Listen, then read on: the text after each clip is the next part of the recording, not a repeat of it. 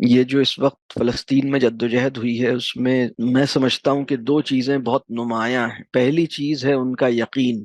ان کا کنوکشن، ان کا اعتماد۔ اور وہ یقین اور اعتماد اور کنوکشن اس پائے کا ہے کہ انہیں اس بات کی کوئی پرواہ نہیں ہے کہ انہوں نے جس چھتے کو چھیڑا ہے، اصل میں تو لوگ چونکہ صرف اس واقعے کو دیکھتے ہیں کہ انہوں نے ابھی ریسنٹلی ایک اپنا اقدام کیا، اس کے نتائج آ رہے ہیں، لیکن ویسے اگر دیکھا جائے تو یہ تو پچھلے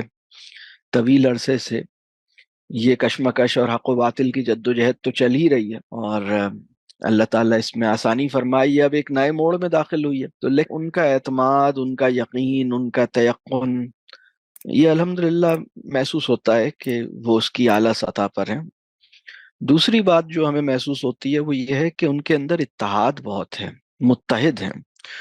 اور ہمیں ایسا محسوس ہوتا ہے کہ جس طرح کی مسلکی یا فرقہ وارانہ تقسیم ہندوستان میں ہے یا پاکستان میں ہے یا بر صغیر سے تعلق رکھنے والے مسلمانوں میں ہے، ویسا متعصبانہ یا فرقہ وارانہ ذہن یا مسلکی تقسیم ان کے یہاں اس طرح نہیں پائی جاتی۔ یعنی اگر وہ کسی اپنے مسلک سے تعلق رکھتے بھی ہیں تو ایک بڑے کاز کے لیے متحد ہونا ان کے لیے آسان ہو گیا۔ وہ اقبال نے کہا تھا نا کہ مسلماں کو مسلماں کر دیا طوفان مغرب نے۔ ہمارے یہاں تو مسلماں کو مغربی کر دیا طوفان مغرب نے۔